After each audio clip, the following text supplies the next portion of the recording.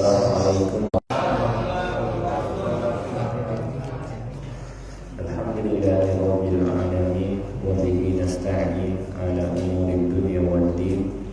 Asyhadu an la ilaha illallah al-malikul haqqul mubin wa asyhadu anna Muhammadar Rasulullah shadiqul wa'dil amin.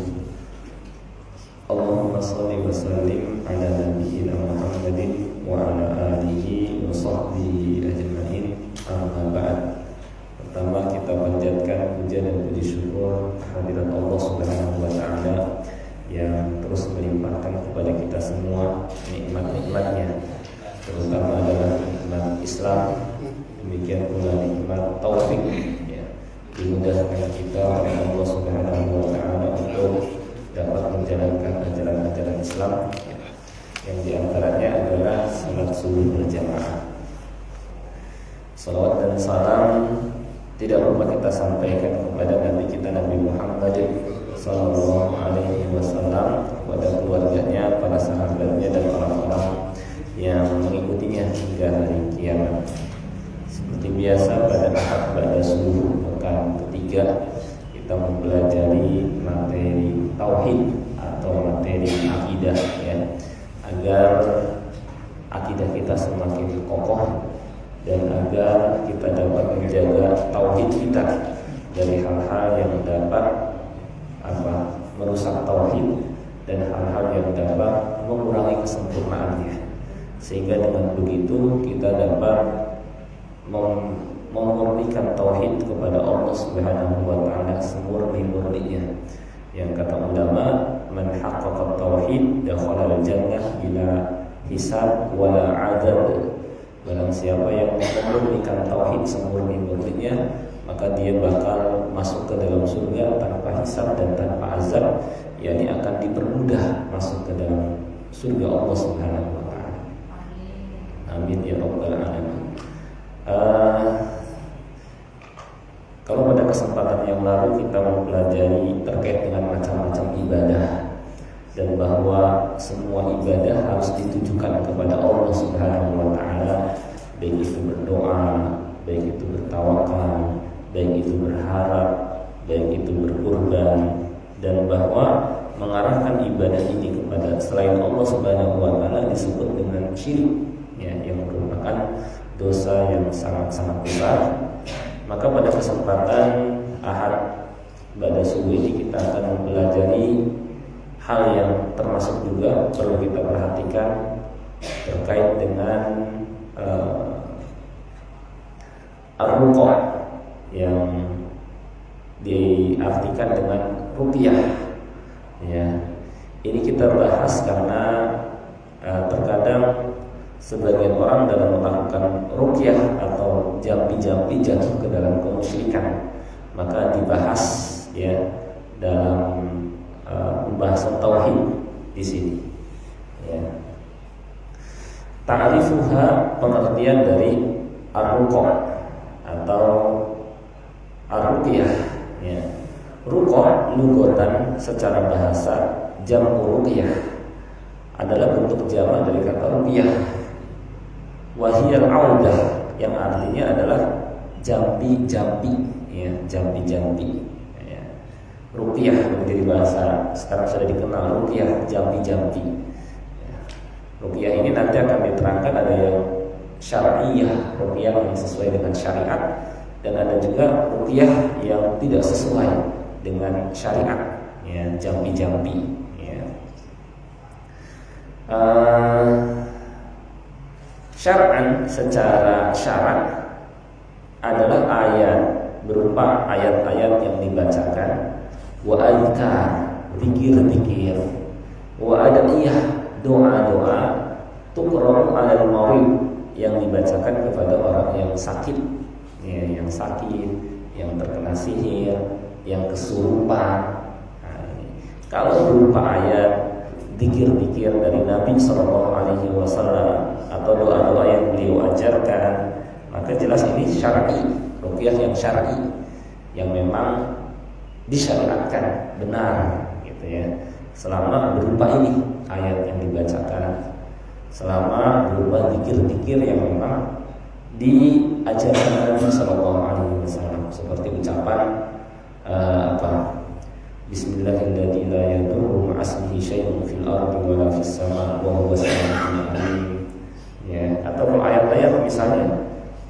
surah Al-Fatihah ini termasuk ayat yang bisa dipakai buat ruqyah.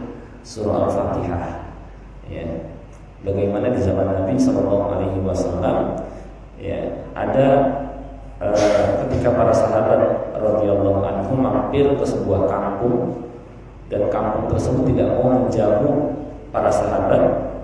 Allah takdirkan kepala sukunya terkena sengatan, ya, dan nggak bisa bangun, ya. Akhirnya orang-orang di kampung itu mendatangi para sahabat. Hal minkum raqib, adakah di antara kalian yang bisa meruqyah? Maka sebagai salah seorang sahabat, ya, kalau tidak salah namanya Abu Sa'id Al-Khudri, mendatangi kepala suku dan ketika itu membacakan kehadapannya. Ingat kehadapannya surah Al-Fatihah. Nah, jadi surah Al-Fatihah bisa sebagai ruqyah, cuma langsung di hadapan caranya, tidak dari kejauhan. Tidak misalnya yang sakit di mana kita di sini, tapi langsung datangi dan dibacakan di hadapannya surah Al-Fatihah. Dibacakan surah Al-Fatihah langsung sembuh. Ya. Nah, ini yang benar. Kemudian bisa juga dengan ayat-ayat yang lain. Ya, seperti ketika orang yang kemasukan setan, karena betul itu ya, kemasukan setan itu ada realita. Ya, dibacakan misalnya ayatul kursi, 2 ayat terakhir dari surah Al-Baqarah, kemudian surah Al-Ikhlas, Al-Falaq, An-Nas, ya, ini termasuk ayat-ayat ruqyah, ya, dan beberapa ayat lainnya. Atau yang terkena sihir dibacakan juga. Nah, ini ruqyah yang syar'i, ya, di hadapannya langsung. Di samping ada hal-hal lain yang perlu dilakukan kalau terkena sihir, karena lebih berat daripada hanya kesurupan. Kalau terkena sihir terkadang kayak diikat sehingga susah lepas. Ya, gitu. Tinggal berusaha cari tahu di mana letak alat yang dipakai buat nyihir. Gitu. Maka di samping dibacakan ayat-ayat, demikian pula dianjurkan kita misalnya ngambil 7 daun bidara, kemudian diulek, kemudian disiram, diisi air, tuangkan dalam ember misalnya, kemudian disuruh mandi dengan air tersebut, ya, dan dia pun minum juga sambil dibacakan di tempat tersebut ayat-ayat ruqyah. Nah, itu emang kalau untuk sihir agak berat, sehingga dengan cara seperti itu diantaranya. Di samping dicoba dicari tahu di mana tempat atau di mana keberadaan alat yang dipakai buat nyihir, entah berupa rambut, entah berupa kertas dan lain sebagainya yang ditaruh tempat sembunyi. Memang agak susah. Bisa juga dengan ketika dibacakan ayat-ayat ruqyah kepada orang yang terkena sihir, kemudian mungkin kepanasan jinnya, kemudian kita tanya di mana diletakkan buhul atau alat yang dipakai buat nyihir. Misalnya dikasih tahu, maka kita cari, atau lewat mimpi misalnya, ataupun misalnya dari orang yang kita anggap ini kayaknya nih sebab dia kena sihir misalnya, baru dilepas, baru ketahuan, ya, baru lepas sihir itu. Baik, bisa juga berbuat zikir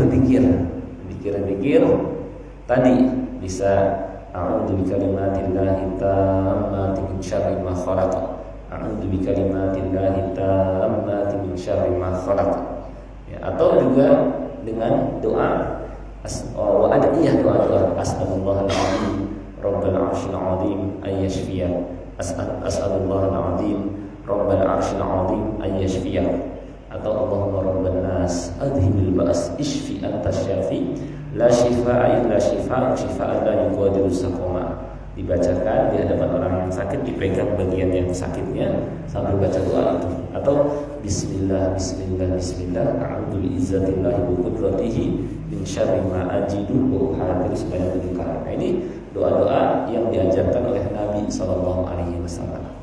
Nah, dalam mengobati sakit, ya, baik yang tampak ataupun yang tersembunyi gitu ya, bisa dengan ruqyah ya, dengan ayat-ayat Al-Quran, zikir-zikir dan doa ya. Dan termasuk juga berobat pun sebenarnya sunnah Nabi SAW. Maksudnya jangan kita anggap bahwa tibun nabawi itu terbatas atau pengobatan itu hanya terbatas herbal saja. Berobat kepada dokter pun sunnah Nabi SAW, karena beliau pernah bersabda, tadawaw, berobatlah. Yang penting wala tatadawu biharam, jangan berobat dengan yang haram. Ya, meskipun ya dalam pengobatan itu terkadang menggunakan bisa dengan, kalau ke dokter kan kimia, ya, kalau bisa juga dengan herbal. Herbal ada barang-barang atau obat-obatan yang memang pertama bisa dinyatakan oleh nas dalil itu ada obatnya, seperti madu, seperti habbatus sauda ya, dan sebagainya. Kemudian ada juga yang melalui uji klinis ya, teruji oleh para dokter bahwa ini tumbuhan ini bisa sebagai obat apa misalnya ya, itu. Yang penting pengobatan tersebut pertama kalau enggak telah melalui uji coba klinis para ahli dokter ya, atau dinyatakan bahwa tumbuhan ini ya ada obatnya ya, atau barang itu ada obatnya, dinyatakan oleh Al-Quran atau hadis ya, atau obat yang telah diracik oleh dokter, itu semua disyariatkan dan benar ya. Yang enggak benar bagaimana? Yang enggak benar bagaimana? Pengobatan yang ghairu ma'qulatil ma'na, enggak nyambung, enggak logis, enggak ada dalil. Pertama apa? Enggak ada dalil yang menyatakan bahwa benda ini ada obatnya, atau secara akal enggak nyambung, dokter enggak sepakat untuk itu. Kira-kira seperti apa? Bu, Pak, pengobatan dengan mungkin yang saya batu cincin, dipikir ada apa bisa nyembuhin. Dokter juga bingung, emang ada kelebihan apa pada batu cincin ini? Nah, kayak gitu. Kemudian juga kalau misalnya nggak ada secara kedokteran, dalil pun nggak ada. Mana dalil dari Al-Quran atau hadis bahwa pada batu cincin ini bisa sebagai obat? Nggak ada. Secara akal apa kaitannya? Nggak nyambung juga. Nah, ini contoh pengobatan yang tidak normal. Kita nggak boleh seperti ini. Khawatirnya nanti keisiman ya. Atau misalnya pengobatan yang nggak logis juga, memindahkan penyakit ke hewan. Nah, memindahkan penyakit ke hewan, coba emangnya bisa kita pindahin lewat apa? Dipindahin ya. Ya, jangan-jangan karena terkadang tabib gitu ya, istilah tabib itu dokter, cuma pengobatan ini ada yang pengobatan yang alternatif ya. Kita khawatir kalau pengobatan alternatif ini lebih dekat kepada kemusyrikan ya. Tergantung juga sih, kalau pengobatan alternatif misalnya orangnya memang istilahnya pengobatan yang nyambung gitu secara akal ya, dengan ya memang dianya memang seorang yang berpengalaman ya, maka nggak ada masalah gitu. Tapi kalau pengobatan alternatif yang di sana orangnya mengobati dengan hal yang tidak masuk akal, maka nggak boleh ya, memindahkan penyakit ke hewan. Atau misalnya orang yang mengobati membacakan jampi-jampi yang bukan diambil dari ayat Quran, bukan diambil dari zikir yang diajarkan oleh Nabi SAW, doa-doa yang ada dalam Al-Quran dan As-Sunnah, tapi dia komat-kamit ya, yang nggak jelas. Nah, ini kita mengkhawatirkan boleh jadi ini yang diajarkan oleh setan. Apalagi sampai memindahkan penyakit ke hewan. Dia suruh kepada pasien, tolong ambil misalnya apa, siapkan hewan, nanti dia sembelih. Khawatir dia kurbankan untuk selain Allah, untuk jin. Nah ini yang kita jangan datangi seperti itu, pengobatan alternatif yang gak jelas. Ya, baik. Di sini terangkan aksamuha, pembagian dari ruqyah. Kisman, ada dua macam. Pertama, ruqyatun masyru'atun, ruqyah yang disyariatkan. Ya. Apa ruqyah yang disyariatkan yang tadi? Ya, nanti akan diterangkan syarat-syarat ruqyah yang syar'i. Yang kedua, ruqyatun mamnu'ah, ruqyah yang terlarang. Jadi ada yang terlarang juga. Ya.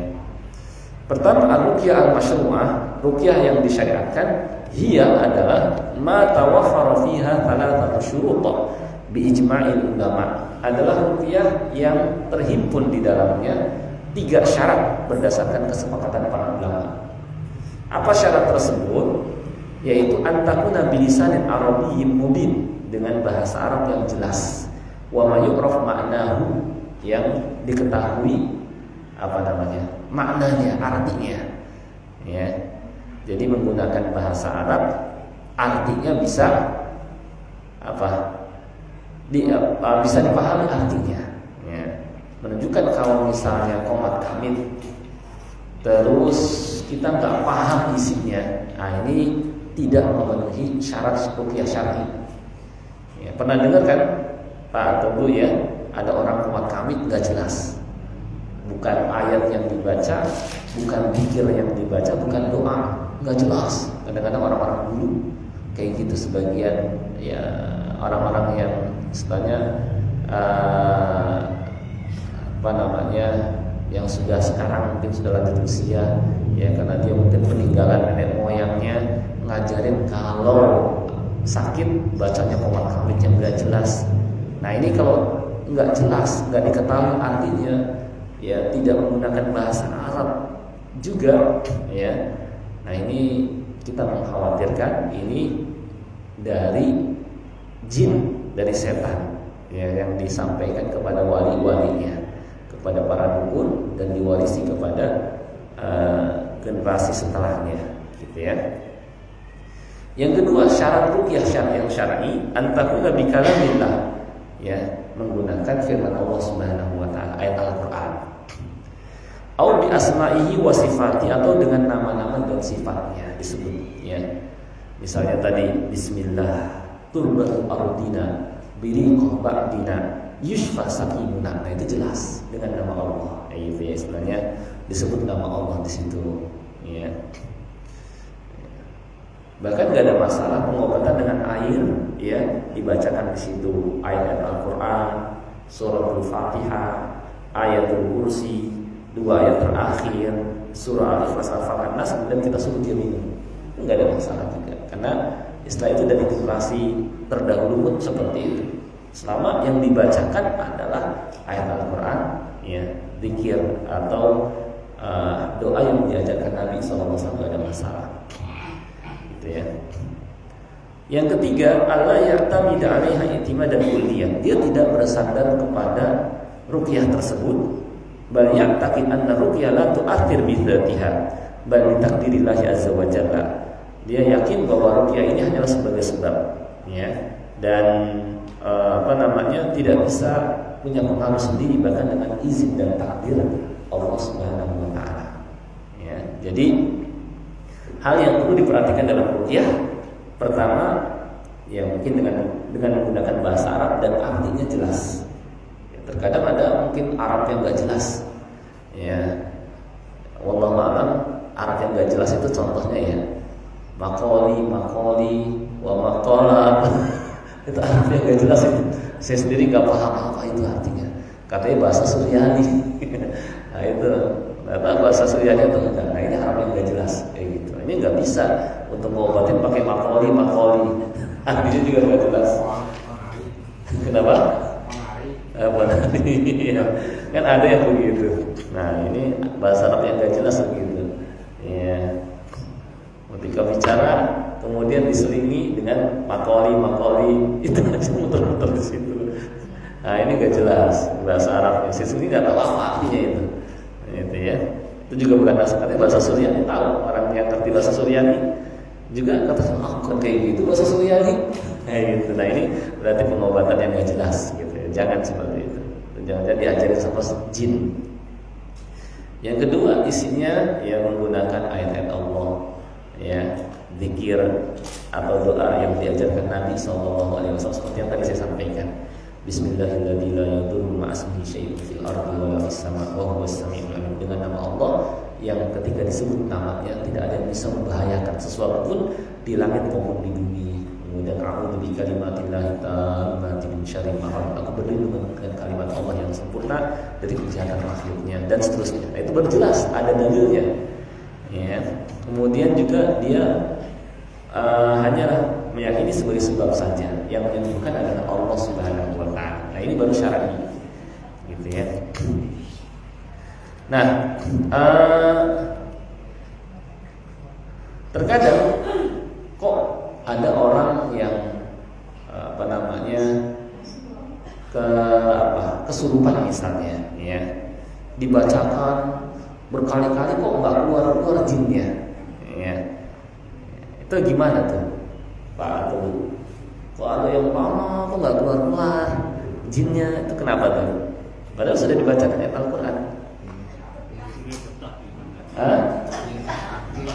Ya, jadi saya terangkan begini, ya, kita harus yakin bahwa Al-Quran adalah syifa, obat, ya, terhadap segala penyakit, ya, juga penyembuh, termasuk orang yang penyakit batin, juga orang-orang yang terkena kayak kesurupan, sihir dan lain sebagainya, ya, bahkan paling ampuh. Tetapi apabila orang yang membacakannya kurang, mungkin imannya lemah, jadi efektifnya kurang.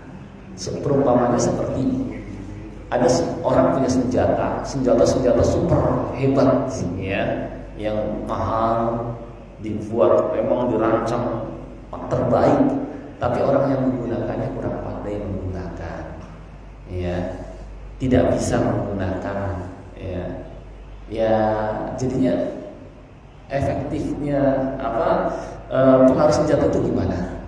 Kurang, ya, karena orangnya kurang bisa menggunakan atau lemah, ya. Nah, maka hendaknya seorang yang membacakannya orang yang akidahnya kuat, yakin yang tinggi, ya, sehingga punya pengaruh dahsyat kepada orang yang diruqyah. Sebagaimana para sahabat radhiyallahu anhum, bagaimana tadi Abu Sa'id Al-Khudri ketika meruqyah seorang kepala suku, dibaca surah Al-Fatihah di hadapan langsung sembuh. Kayak gitu. Karena emang Abu Sa'id Al-Khudri seorang sahabat yang imannya kokoh. Ya, ibarat senjata dipegang oleh orang yang pandai, yang kuat, sehingga punya pengaruh. Ya, tapi kalau orang yang menggunakan senjata itu lemah, ya, nggak bisa menggunakan, sehebat apapun senjatanya, ya jadi lemah juga. Gitu. Nah, seperti itulah perumpamannya. Maka kalau ada orang berkali-kali kok lama nggak sembuh-sembuh, ya mungkin kadar keimanan dan keyakinannya agak kurang. Bisa jadi seperti itu, kesolehannya kurang. Bisa jadi seperti itu. Nah itu bisa jadi seperti itu, ya. Tetapi orang yang manusia juga harus paham, ya, karena orang yang kayak kesurupan, dimasuki jin itu masuk ke dalam tubuh seseorang karena beberapa sebab, ya, ketika pikirannya kosong, kemudian ada sebab karena senangnya jin itu kepada orang tersebut, ya, sehingga dia ingin tetap berada di tubuhnya, atau karena benci, kesel, balas dendam karena mungkin pernah disakiti, mungkin tanpa diketahui oleh orang yang kemasukan jin. Dia mungkin di malam hari melempar batu, tidak menyebut bismillah, tiba-tiba mengenai jin yang lagi duduk. Gitu, kesel, marah, saya balas, dia masukin ke dalam tubuh orang tersebut. Atau nyiram air panas di malam hari, tidak membaca bismillah, menimpa jin, marah, balas dendam, kemudian masuk ke dalam tubuh orang tersebut. Atau karena sebab lain, ya. Karena balas dendam, maka perlu dikasih pengertian, diajak dialog. Kenapa sebabnya? Oh, saya masuk ke dalam dirinya karena dia pernah nyakitin saya, kayak gitu ya. Dia pernah nyiram air panas sehingga kena saya. Dia pernah melempar batu, ya, sehingga mengenai anak saya, kayak gitu. Maka saya akan balas dendam. Maka dikasih pengertian, dia kan nggak tahu, kayak gitu ya. Keluar. Tetap saya nggak mau keluar, ditegasi, ya, ditegasi. Kalau nggak mau keluar juga, saya bakar dengan air Allah, kayak gitu ya. Baru ya kita bacakan terus, dia akan merasakan kepanasan. Mau keluar atau enggak? Barulah dia, baiklah saya keluar, seperti itu. Dikasih pengertian juga perlu. Gitu. Nah itu terkait dengan ruqyah. Ya. Nah inilah ruqyah yang syar'i, ruqyah yang syar'i. Gitu. Kalau ruqyah yang terlarang, hiya allati ikhtalla fiha syar'un aw akthar min syuruti ruqyah masyru'ah. Adalah ruqyah yang di situ tidak ada, ya, salah satu syarat di atas bahasa, menggunakan bahasa yang tidak jelas, tidak ada ayat Quran, ya, doa, zikir yang diajarkan Nabi Sallallahu Alaihi Wasallam. Maka ini bukan ruqyah yang syar'i, ya. Nah perlu diketahui juga kita dapat membedakan pengobatan. Kalau pengobatan alternatif, ya, yang tadi saya sampaikan, untuk kita agak waspada, ya. Kan harus ada untuk pengobatan itu sebagai izin membuka pengobatan dari apa namanya, ya pokoknya dari pihak lembaga pengobatan dokter gitu ya, harus ada izin dari pemerintah gitu ya. Kalau ini ada izin pengobatan alternatif, ya, cara mengobatinya meskipun misalnya dia menyebut dirinya ustaz gitu ya, kiai. Karena terkadang orang-orang yang dukun itu kalau nyebut dirinya dukun nggak ada yang mau datang. Maka supaya didatangi, maka pakai gelar, pakai nama, misalnya ustaz atau kiai, padahal dia dukun. Dari mana kita mengetahui? Kita lihat dia nggak pernah ke masjid. Nah ini udah kelihatan. Nggak pernah ke masjid, cuma nyebut dirinya kiai, ustaz. Apa? Islam ngajarin nggak sholat berjamaah di rumah, cuma dirinya berdiri ustaz. Mana mungkin pengobatan ustaz atau kiai cuma nanya ke warga dia pernah masjid, nggak pernah kelihatan masjid. Ini udah berarti bukan apa namanya, bukan ustaz atau bukan kiai. Boleh jadi dia dukun, dia bukan pengobatan tapi bisa menyembuhkan berbagai macam penyakit. Nah ini yang kedua, dia gimana secara pengobatannya? Oh dia baca jampi apa? Nggak tahu dah. Nah, ini dan ada yang digunakan bahwa pengobatannya bukan ruqyah yang syar'i. Ya. Yang ketiga, dia gimana cara pengobatannya? Tahu sih, bukan mikir nggak gimana ya? Katanya bisa mindahin penyakit ke hewan. Nah ini udah yang ketiga, nggak logis, gitu ya. Nah ini contoh untuk mengetahui bahwa itu bukan pengobatan yang syar'i. Berarti itu dia termasuk wali-walinya setan, ya, bukan ustaz, bukan kiai, tapi dukun. Karena kan dukun berkedok, kiai atau ustaz kan ada. Karena kalau nyebut dia dukun, siapa mau datang? Ya, maka udah sebutlah dirinya ustaz atau kiai. Ya, pengobatan alternatif bukan ustaz. Nah, gitu supaya datang. Nah, ini yang perlu kita istilahnya harus jaga diri, waspada seperti ini.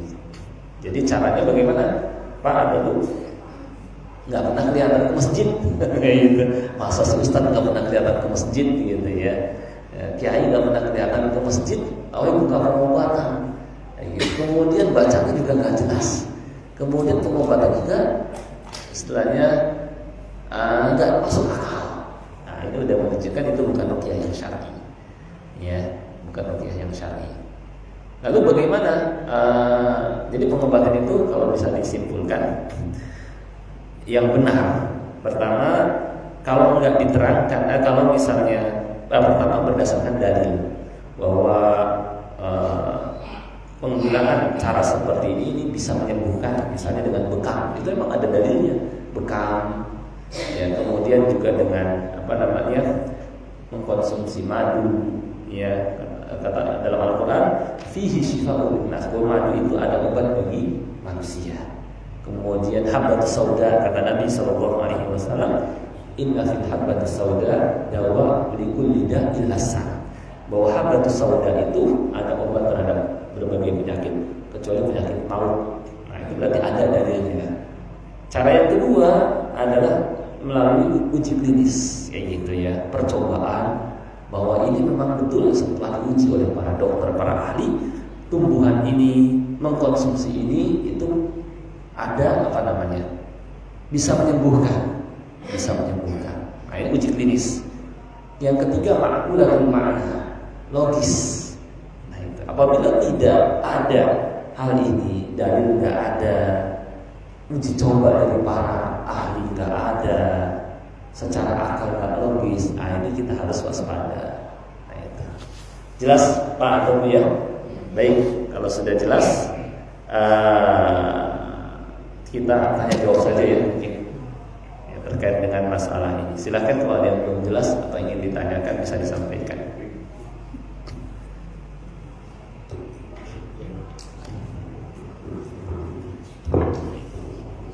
Ya, silakan. Assalamualaikum warahmatullahi wabarakatuh. Waalaikumsalam warahmatullahi wabarakatuh. Terima kasih.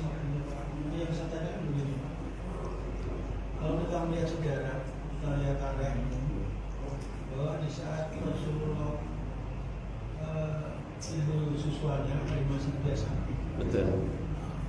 dan terus datang ada di Habib ya, yang mengobati terus akhirnya saya sungguh-sungguh untuk mengobati Rasulullah.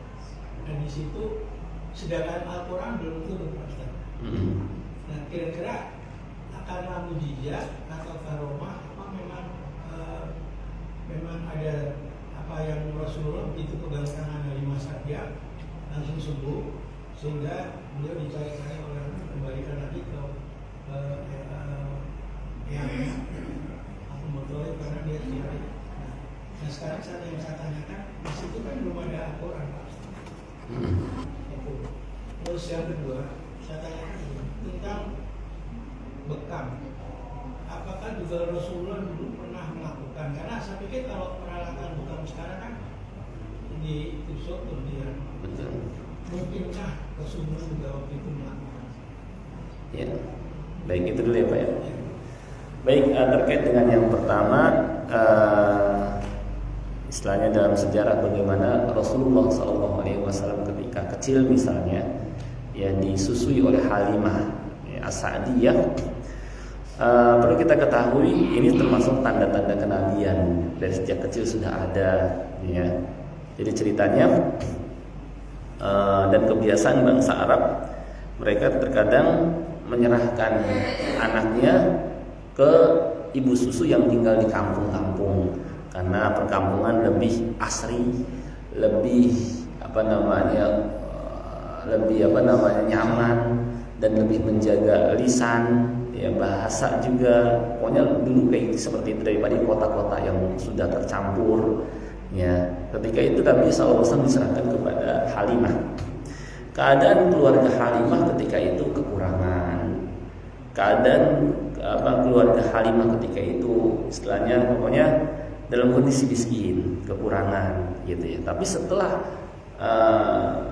menerima Rasulullah SAW, ya Halimah beserta keluarga menerima Rasulullah SAW, menyusui beliau, maka sebagai tanda istilahnya Allah berikan keberkahan berubah keadaannya, ya yang tadinya hewan ternaknya pada kurus, ya jadi gemuk-gemuk, yang tadinya istilahnya rezekinya agak kurang, ya, istilahnya jadi agak banyak. Ini keberkahan yang Allah berikan kepada Nabi kita SAW, dan diri Nabi SAW itu ada berkahnya, ya sehingga kalau dulu para sahabat sampai ya ketika Nabi SAW meninggal diambil dan rusak badannya karena ada berkahnya betul, ya. Tapi selain Nabi SAW nggak ada berkahnya. Nah, misalnya keturunan Nabi misalnya meludah kita ambil nggak bisa karena nggak ada dalil. Yang ada berkah hanya diri Nabi SAW. Nggak ada ceritanya para sahabat misalnya kepada Abbas atau kepada Hasan Hussein, mereka misalnya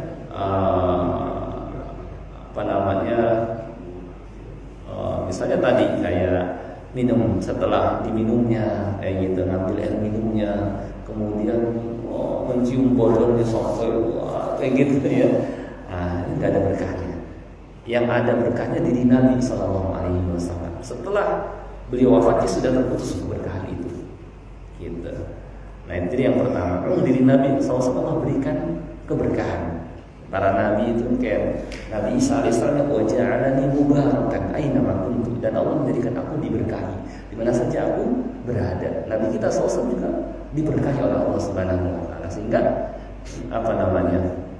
Ya kayak misalnya beliau berdagang ya, istilahnya ke Syam, laris barang dagangannya, kemudian bagaimana awan menaunginya, misalnya bagaimana pohon-pohon merunduk ya, batu-batu pohon merunduk gitu ya. Nah, ini kan keberkahan pada diri Nabi Sallallahu Alaihi Wasallam, Allah sudah persiapkan ya. Adapun selain beliau maka tidak ada dalil ada keberkahannya. Maka jangan kita maksakan diri, misalnya setelah seorang dianggap keturunan Nabi Sallallahu Alaihi Wasallam, wah ini ada berkahnya, setelah dia minum saya ambil air minumnya lah. Ketika gua meludah, diambil ludahnya, jangan. Itu nggak ada tuntunannya kalau seperti itu. Itu yang pertama. Yang kedua tadi apa? Gimana? Bekam ya, bekam ya, betul, bekam. Bekam ini memang ada dari Nabi Sallallahu Alaihi Wasallam. Ya dalam hadis misalnya. Pengobatan itu ada pada 3, wasyurtoh hijamah, diantaranya dengan goresan bekam. Cuma bekam zaman dulu dengan zaman sekarang kan sudah istilahnya alatnya beda. Setelah sekarang maksudnya sudah banyak kan sekarang pakai alat apa namanya yang kop-kop gitu ya. Ya kalau dulu ya pakai yang mungkin pisau gitu ya. Nah, jadi intinya ada bekam itu sudah ada di zaman Nabi Sallallahu Alaihi Wasallam. Nah, misalnya dalam hadis sebentar ini, nah, ini contoh hadis yang menyebutkan tentang bekam. Dan Nabi SAW juga pernah bekam. Bagaimana beliau bahkan ketika ihram pernah juga beliau bekam. Nah, ini di antara hadis berkenaan dengan bekam.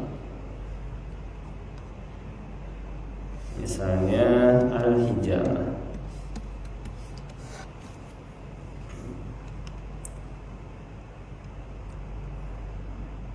Ya, tentang Nabi SAW pernah bekam ketika ihram. Kemudian